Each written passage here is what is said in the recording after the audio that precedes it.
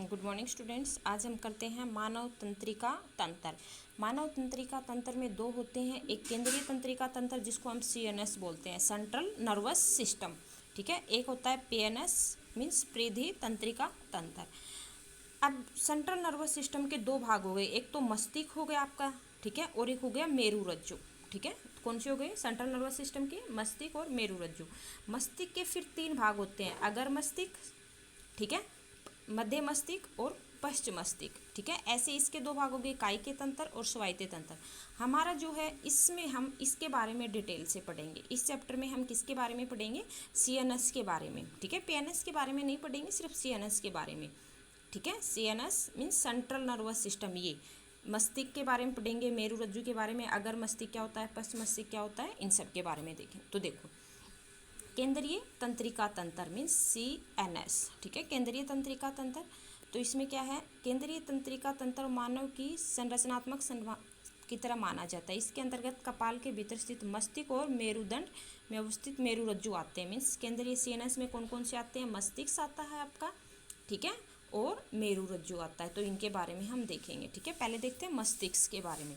मानव मस्तिष्क, मानव मस्तिष्क होता है एक बहुत ही कोमल अंग होता है, ठीक है। मस्तिष्क जो है वो एक कोमल अंग होता है और ये झिल्लियों से ढका हुआ मिलता है। 3 झिल्लियाँ होती हैं, ठीक है। इसके 3 भाग होते हैं, अगर मस्तिष्क, मध्य मस्तिष्क और पश्च मस्तिष्क। तो मानव मस्तिष्क बहुत कोमल अंग है, ये पूरे शरीर में समन्वय केंद्र है, ठीक है। मस्तिष्क में कपाल सुरक्षित रखता है और 3 झिल्लियों से ढका हुआ होता है। इन झिल्लियों के बीच में रिक्त स्थान को प्रमस्तिष्क द्रव भरा होता है। ये प्रमस्तिष्क द्रव क्या करता है? मस्तिष्क को जो चोट वगैरह होती है उससे बचा के रखता है, जो मस्तिष्क को यांत्रिक आघात से बचाता है। तो मस्तिष्क के 3 भाग हुए, अगर मस्तिष्क, मध्य मस्तिष्क और पश्च मस्तिष्क, ठीक है। अब देखो इसका डायग्राम ये बनाना है आपको और आना भी चाहिए। तो ये मस्तिष्क कुछ इस तरह का दिखाई देगा। अब इसमें देखो ये वाला जो आपका है, जो आगे वाला हिस्सा होता है ना, खोपड़ी का आगे वाला हिस्सा, वो कौन सा होता है? अगर मस्तिष्क। जो पीछे वाले जो गर्दन का हिस्सा होता है, ठीक है, ये जो बीच वाला हो गया मध्य मस्तिष्क, और ये जो पीछे वाला जो बीच का हिस्सा होता है उसको बोलते हैं प्रमस्तिष्क, ठीक है। जो पीछे वाला हिस्सा जो आपकी गर्दन की साइड का हिस्सा होता है वो कौन सा होता है? प्रमस्तिष्क। आगे वाला हिस्सा कौन सा होता है? अगर मस्तिष्क। और बीच वाला हिस्सा कौन सा होता है? मध्य मस्तिष्क।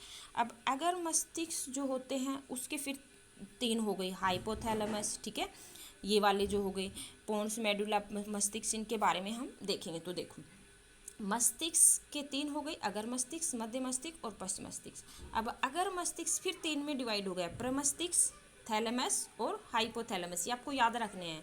प्रमस्तिष्क, थैलेमस और हाइपोथैलेमस। मध्य मस्तिष्क 4 पिंडों में बांटा गया है, ठीक है। और पश्च मस्तिष्क के फिर 3 भाग हो गए, अनुमस्तिष्क, पोन्स और मेडुला। कल हम इनके बारे में डिटेल से देखते हैं।